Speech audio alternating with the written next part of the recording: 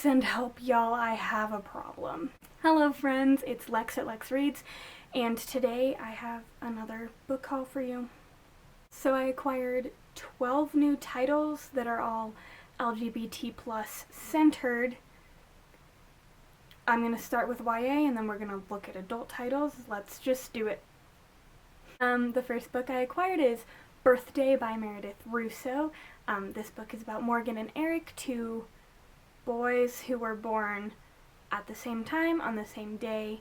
They spend their birthdays with each other every year. We follow them from 13 to 18. They're best friends. Trans main character. I've already read this one, so I'm trying not to get too into it. But it's a really good book. Highly recommend. I gave it 4 out of 5 stars. Next up is Red, White, and Royal Blue by Casey McQuiston. No one can shut up about this book, so I picked it up. It follows Alex, who, in an alternate reality 2016 election, is the son of the President of the United States, who I think is a woman, which we stan. He's looked at by America as if he's like a young royal, compared to the Prince of the UK, England, yep. He and Henry have an altercation. There's a staged friendship. They fall in love. Biography by Christina Lauren follows Tanner, whose family moves from California to Utah, and he nudges himself back into the closet. He's a bisexual dude, which is cool. Representation for bisexuals is one of my favorite things. And then he's content in staying in the closet until he goes to college, joins a seminar where he's supposed to write a book in a few months. Sebastian had participated in this seminar before and sold his book and is now a mentor. Tanner falls in love with him, ? Also, I think Sebastian is Mormon. History Is All You Left Me by Adam Silvera. I absolutely adore Adam Silvera. He's one of my favorite authors. This book is about Griffin, whose boyfriend Theo died in a drowning accident. Griffin goes to college, starts dating James, who's the only person who really understands how he's feeling and what he's going through. Griffin has to confront the history that he's been left by Theo. Dress Codes for Small Towns by Courtney Stevens. Billy is the tomboy daughter of a preacher in a small town. One day her friend Janie Lee confesses that she has a crush on their other friend Woods. And then Billy is forced to confront her own feelings for both Janie Lee and Woods. Queer coming-of-age story. Everything Leads Back to You by Nina LaCour. This one's a queer romance set with the backdrop of film. A young protege set designer falls in love with a film buff. Aristotle and Dante Discover the Secrets of the Universe. Everyone has been recommending this book to me since the beginning of time, and by time I mean since it's been released, so a long minute. And I still haven't read it. Aristotle, Ari, and Dante are teenagers. Ari is mad. Dante is a know-it-all. They meet at a swimming pool, become friends, questionably fall in love. I Wish You All the Best by Mason Dever. We follow Ben, an individual who comes out as non-binary. Their parents kick them out of the house. They move in with their estranged older sister and her husband, started a new school. The plan is to keep their head down. They meet Nathan, become fast friends, maybe fall in love.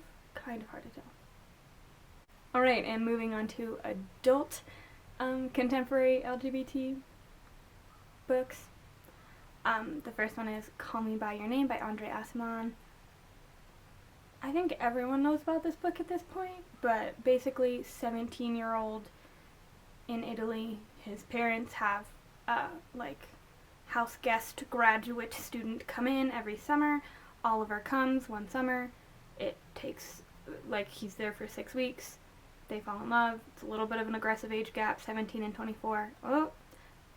Really good. I'm about halfway through it. I'm in love.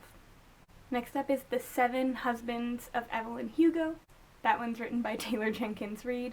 This follows Evelyn Hugo, who's an aging, reclusive starlet who is finally ready to tell the world her life story. She requests that it be told by this no-name journalist, invites her to I have hiccups. Invites her to her apartment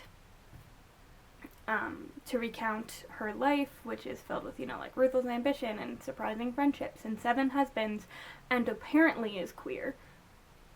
So that's cool.